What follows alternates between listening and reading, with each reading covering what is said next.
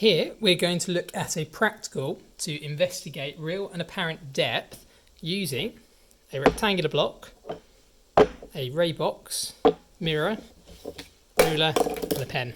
Okay, so first I'm going to take my rectangular block and I'm going to draw round it,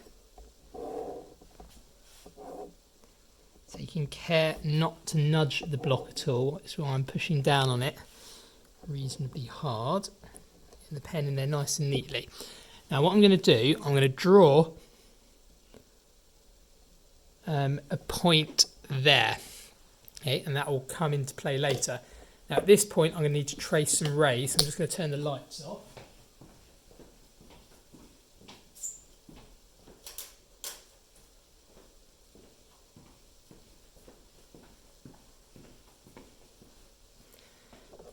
So, I said we have this point here, and where that comes into play is I'm just adjusting the position and the angle of this so that the ray here is coming out exactly at that point. You probably can't see it very clearly on the video, but that is now lined up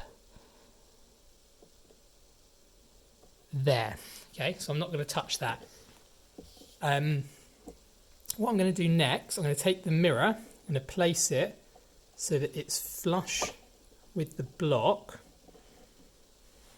Okay, and now I need to trace some rays.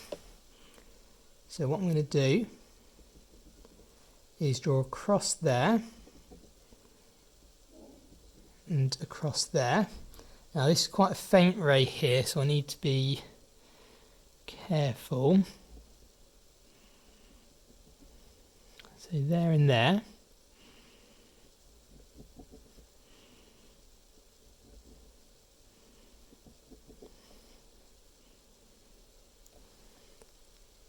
Yeah, I'm happy with those.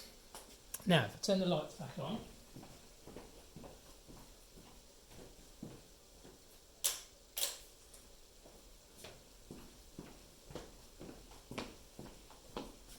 At this point, I can remove all of this and I am able now to calculate the real and apparent depth using this. But what I'm going to do, at this point I'm going to scan in this, so you should be able to work from it.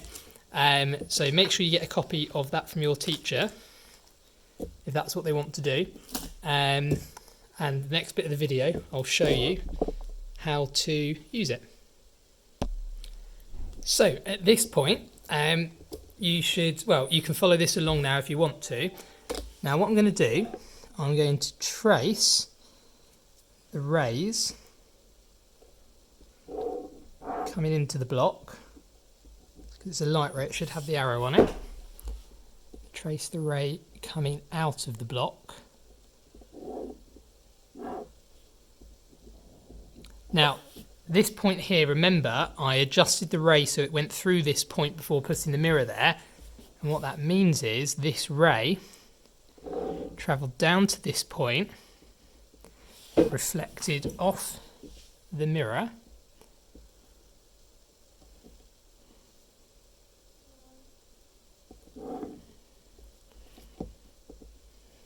so reflected off the mirror and came back out that way. So that's the path the light ray took through the block. Now, what I need to do for the apparent depth is when you look at the block, your eye, which would be over here, doesn't know that the light ray has changed direction here and would follow it back as a straight line. So what I'm going to do is I'm going to follow these two rays back.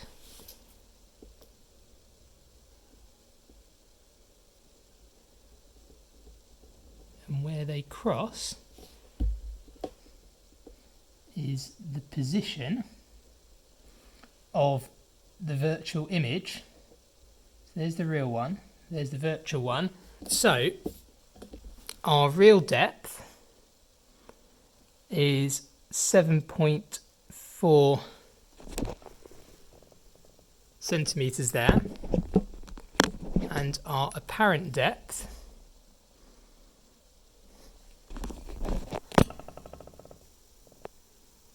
is 4.2 centimetres. Perfect.